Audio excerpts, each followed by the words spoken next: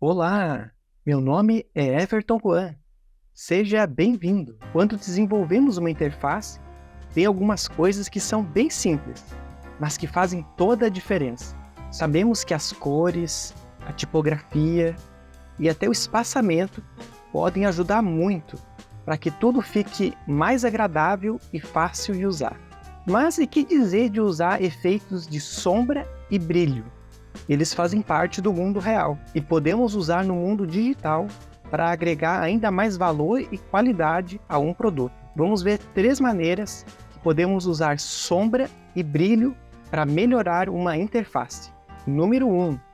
Para dar destaque. Em um projeto web que eu estou desenvolvendo, o Notes, eu tive uma ideia. Que tal usar um efeito de brilho para destacar um elemento importante? Como ele é um aplicativo de notas, eu escolhi que a caixa de entrada de texto ia receber esse destaque. E tudo que eu fiz foi aplicar a propriedade Box Shadow do CSS para dar esse efeito. Agora imagine se não tivesse. O resultado não ficaria tão bom. Pense num projeto que você está desenvolvendo. Como que você poderia aplicar essa ideia? Usar um efeito de brilho, de luminosidade, para dar destaque a um elemento que é importante. Então é um detalhe simples, mas que pode fazer bastante diferença para ajudar as pessoas que estão usando o aplicativo ou o site a encontrar aquilo que elas precisam. E é claro, dá para usar também um efeito de sombra em um elemento importante para destacá-lo. E agora a segunda maneira que a gente pode usar sombra e brilho para melhorar uma interface é para dar consistência. Elementos semelhantes precisam de uma aparência semelhante. Como que você poderia usar as sombras para isso? Bem, imagine que todos os elementos não têm sombra. Quem sabe você poderia escolher algum desses elementos que tem uma função parecida e colocar um leve sombreamento neles. Ou também, para dar consistência, você poderia utilizar um efeito de iluminação, aplicando um degradê de um tom mais claro para um tom mais escuro, nesses elementos que têm uma função parecida. Isso vai indicar de forma intuitiva, para quem está usando, que aqueles elementos pertencem a um grupo, a uma mesma função. E isso sem você colocar uma só palavra. Esse simples efeito já vai criar uma consistência visual.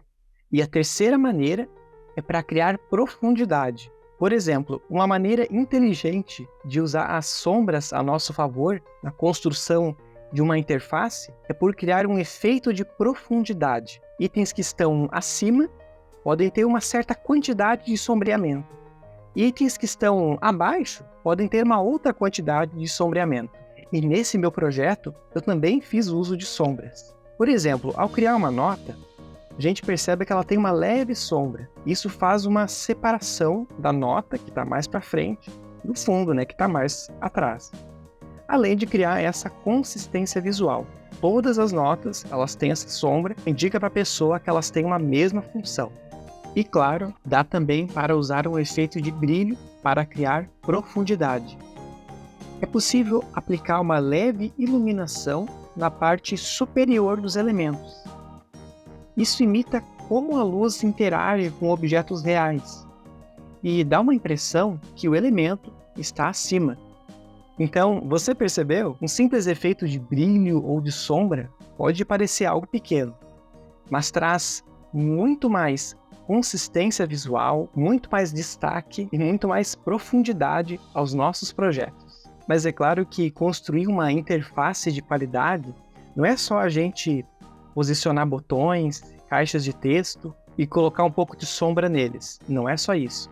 Tem muito mais coisa envolvida. Se você quer saber como melhorar ainda mais os seus projetos, eu te convido a assistir esse vídeo aqui. Ele é muito interessante. Eu tenho certeza que você vai gostar. Tá certo? Obrigado e até mais!